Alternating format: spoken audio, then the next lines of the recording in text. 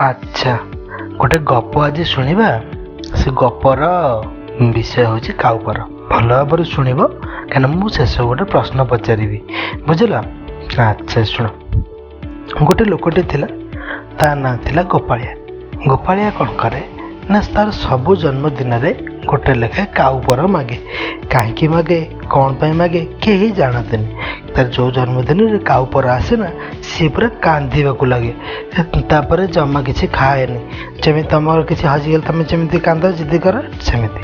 ହେଲେ କି ଗୋପାଳ କ'ଣ କରେ ନା, ସବୁ ଜନ୍ମଦିନରେ ତାର କ'ଣ ଦରକାର, ଗୋଟେ ଲେଖାଏଁ କାଉପର ଦରକାର। ତ ସେଇ କାଉପର ପାଇଁ ଗୋପାଳ ସବୁ ଜନ୍ମଦିନ ହେବ, ତାର ମାନେ ପଞ୍ଚମ ଜନ୍ମଦିନ ହେଲା ସେ କାଉପର ମାଗିଲା, ଷଷ୍ଠ ଜନ୍ମଦିନ କାଉପର ମାଗିଲା, ସପ୍ତମ ଜନ୍ମଦିନ କାଉପର ମାଗିଲା। କାରଣ ସବୁଥରକ ଏମିତି କାଉପର ସିଏ ମାଗେ। ଯେତେବେଳେ କାଉପର ସବୁଥରକ ମାଗେ, କେହି ବୁଝିପାରନ୍ତିନି। ତାପରେ ସେ କାହାରି କିଛି କୁହେ ନା ଯେ କାଉପର କ'ଣ କରିବ। ତାକୁ ଯେତେବେଳେ 40-45 ବର୍ଷ ହେଇଗଲା, ସେ ସମୟରେ ସେ ତାର ନିଜେ କାଉପର ମାଗୁଥିଲା। ସମସ୍ତେ ଦେଖନ୍ତି, ତା ପିଲାମାନେ ପଚାରିଲେ, ଆରେ ବାପା, ତୁମେ କାଉପର କାହିଁ ଆଣୁଛ? ଜନ୍ମଦିନରେ କାଉପର କ'ଣ କରିବ? ଜଣା ନାହିଁ କ'ଣ ହୁଏ।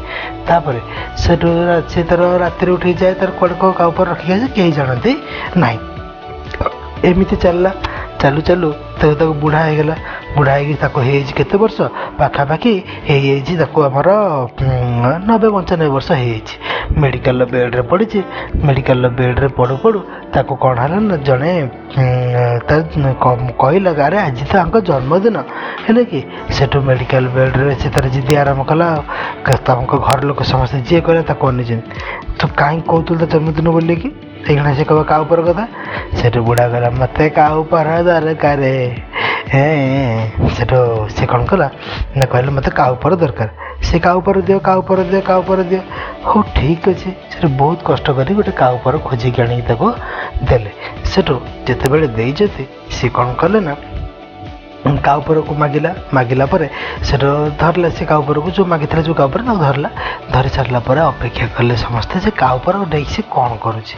ପଚାରିଲେ, ଆଜି ତମକୁ କହିବାକୁ ପଡ଼େ ଯେ କାଉପର କ'ଣ ହେବ। ହେଲେ କି ତ ସେ ସମୟରେ କ'ଣ ହେଲା ନା, ତାଙ୍କର ଦେହାନ୍ତ ହେଇଗଲା। ସମସ୍ତେ ଅନେଇଛନ୍ତି ସେଠି। ତ ମୋତେ ଅନେଇଲେ କ'ଣ କରିବି? ମୁଁ କ'ଣ ଗପ ଚେଞ୍ଜ କରିପାରିବି ନା? ତାକୁ ସେ ମରିଗଲା ତ ମୁଁ ତାକୁ ବଞ୍ଚେଇଦେବି, ହେଲା କି? ଆଚ୍ଛା, ବୁଝିହେଲା? ତାମାନେ ଦେଖ, ମାତ୍ର 2 ମିନିଟ୍ 40 ସେକେଣ୍ଡ ଗୋଟେ ଗପ କହିଲି। ସେଇ ଗପର ଯଦି ଏଣ୍ଡିଂ ଭଲ ନ ହେଉଛି, ତାହେଲେ କେତେ କଷ୍ଟ ଲାଗୁଛି। ଯେ ତମେ ଯେଉଁଟା ପଢ଼ୁଛ, ପରୀକ୍ଷାରେ ରେଜଲ୍ଟ ଭଲ ନ ଆସିବ, ତମେ ବର୍ଷେ ଯାକ ପଢ଼ିଛ, ତାହେଲେ ତମକୁ କେତେ କଷ୍ଟ ଲାଗିବ ଚିନ୍ତା କରିପାରୁଛ? ତେଣୁ ଯେଉଁମାନେ କୁହନ୍ତି ଯେ ରେଜଲ୍ଟ ମ୍ୟାଟର କରେନା, ସେଇଟା ମିଛ କଥା।